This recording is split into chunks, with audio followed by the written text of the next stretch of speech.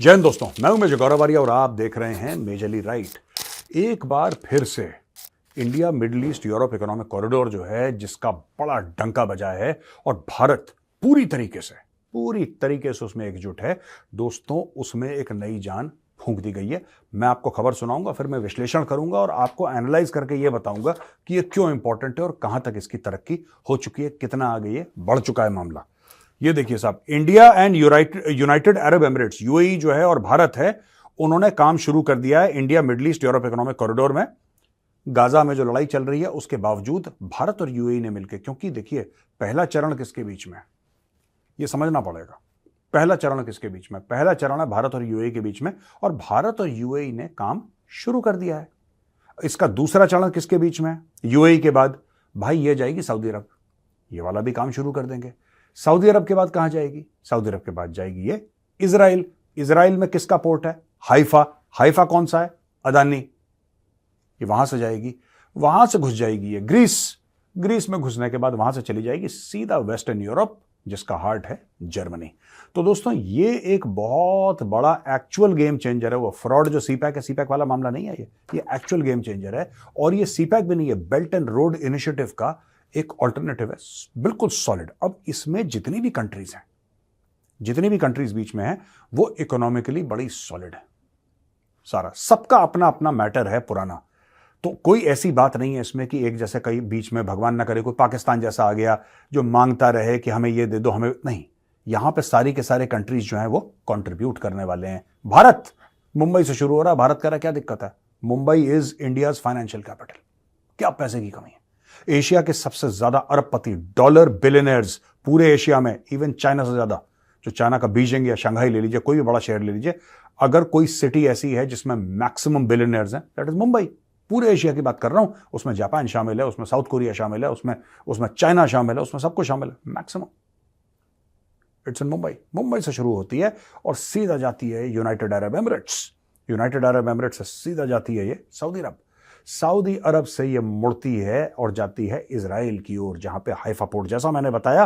फिर वहां से घूमते हुए ग्रीस, और ग्रीस के बाद सीधा सीधा जर्मनी। जर्मनी क्या है? Germany is the top economy of European union. European union की सबसे बड़ी इकोनॉमी है जर्मनी। थोड़े से उसका जो जीडीपी है भारत से ज्यादा है, लेकिन भारत उसको ओवरटेक कर देगा। तो वर्ल्ड की आप देखिए कि कौन कौन सी इकोनॉमीज इसके साथ जुड़ी हुई हैं दोस्तों। पहली चीज, जॉर्डन को भी जोड़ेगा ये रास्ते में, ये जॉर्डन को भी जोड़ेगा। और बाइडेन एडमिनिस्ट्रेशन ने बोला है कि हम आईमैक को पूरा सपोर्ट करते हैं, पूरे मार्केट्स को इंटीग्रेट करने की बात है। प्राइम मिनिस्टर मोदी और यूएई के प्रेसिडेंट शेख मोहम्मद बिन जायद अल नहयान ने इंटर गवर्नमेंटल फ्रेमवर्क ये साइन करा था 14 फरवरी को। ठीक है जी। तो आप लगा लीजिए लगभग 2 महीने हो गए, और 2 महीने के अंदर ये दोस्तों ये दिखाता है कि यार कितना सीरियसली ले रही है कंट्रीज उसको। How seriously. कभी आपने देखा सरकारी काम आपने साइन करा, 2 महीने के अंदर काम शुरू हो गया?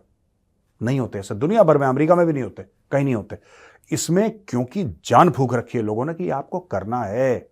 अगर आपको चीन नामी कोविड प्रकोप या चीन नामी कैंसर से अगर आपको बचना है और आपको दुनिया को प्रॉस्परस बनाना है, खुशहाल बनाना है, तो चीन को कटाना पड़ेगा।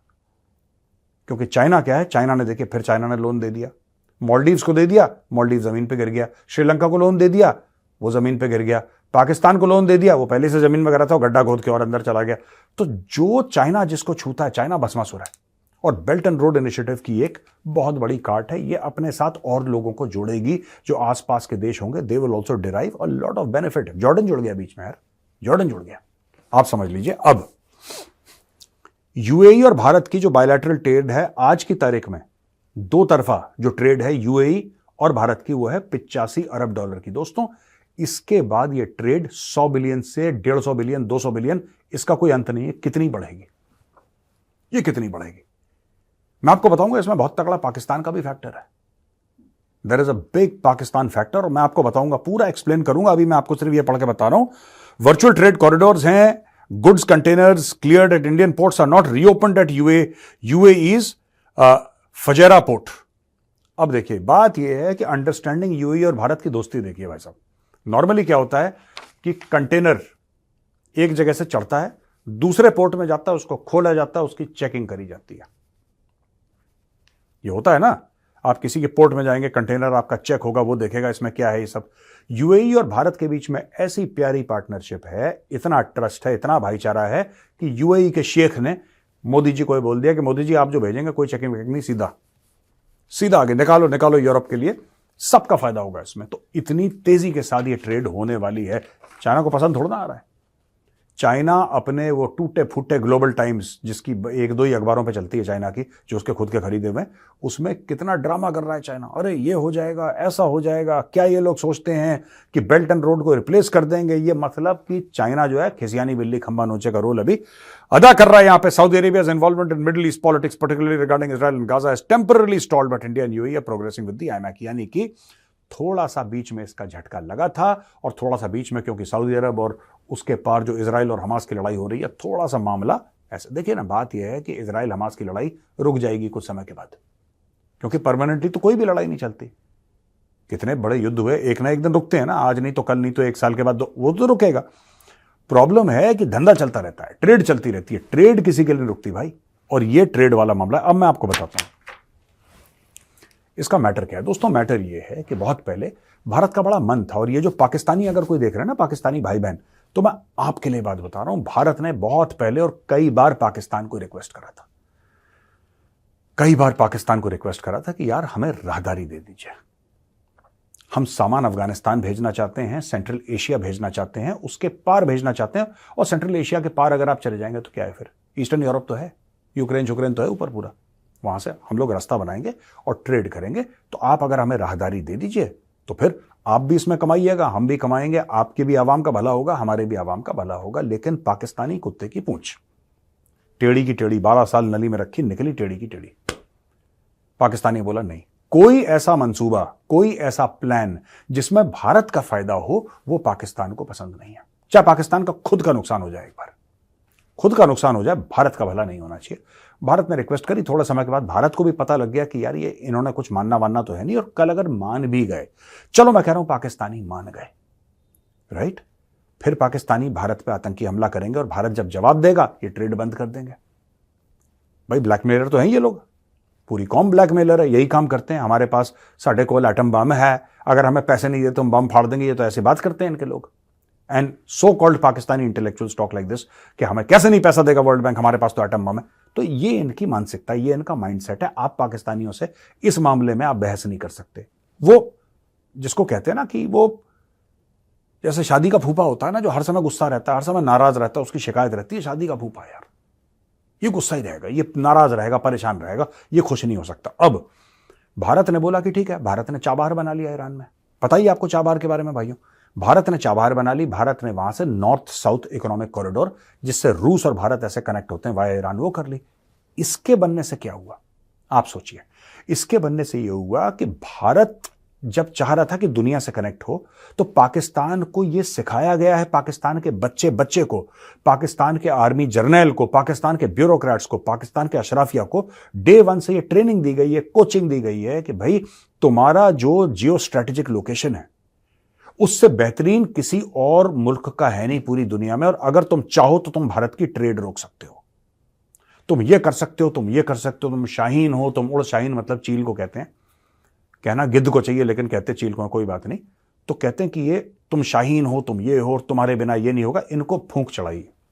मोहम्मद इकबाल था जो पोएट, उसने भी बहुत फूंक चढ़ाई, फालतू की फूंक, जिसमें कोई बेसर पैर की बात है। तुम शाहीन हो, तुम फलाना हो, कोई शाहीन वाइन नहीं है।